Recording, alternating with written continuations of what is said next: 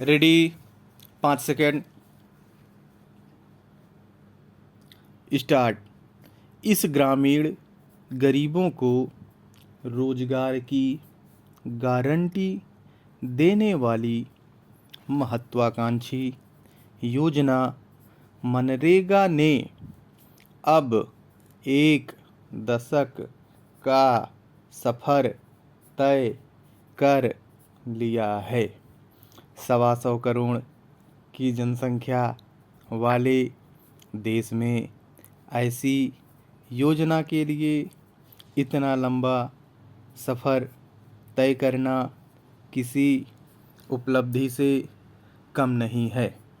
कानून बनने के बाद मनरेगा की शुरुआत फरवरी 2006 से हुई और तब से अब तक इस पर 3 लाख करोड़ रुपए से ज़्यादा खर्च किए जा चुके हैं।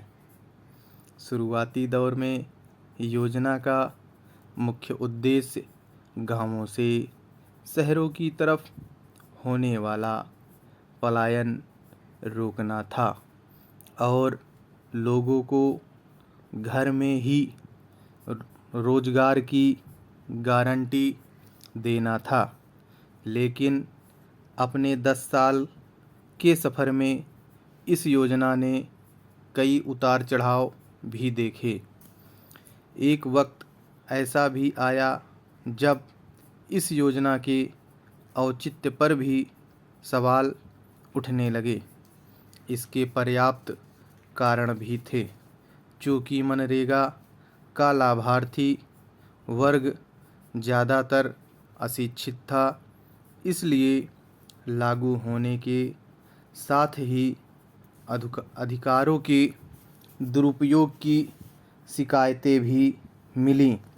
जिन लोगों पर रोजगार देने की जिम्मेदारी थी, उन्होंने इसे बखूबी निभाया, लेकिन कभी-कभी विचलन भी हुआ।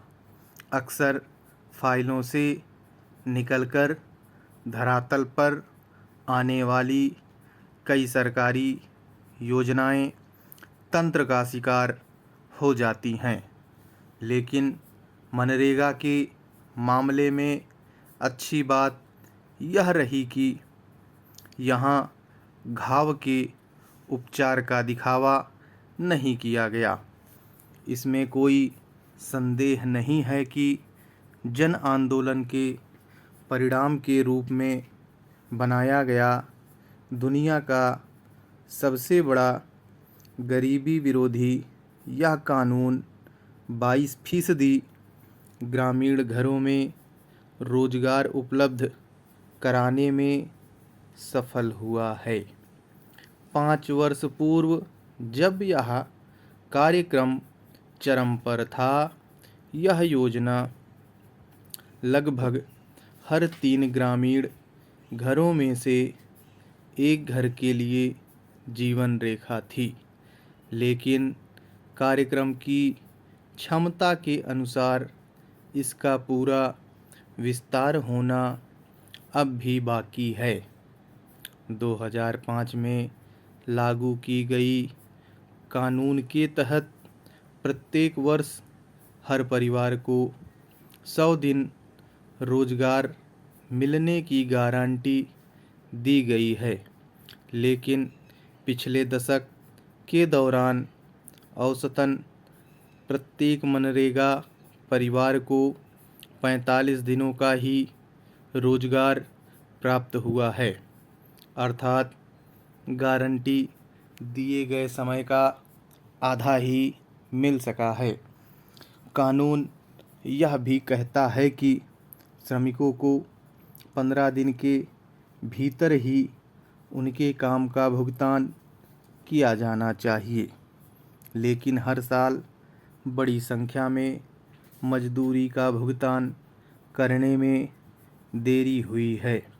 यही नहीं, कई राज्यों में मनरेगा मजदूरी अकुशल कृषि कार्य के लिए दी जा रही न्यूनतम मजदूरी की तुलना में कम है। यही कारण है कि श्रमिक, विशेषकर युवा, इसकी ओर आकर्षित नहीं होते हैं। समाप्त।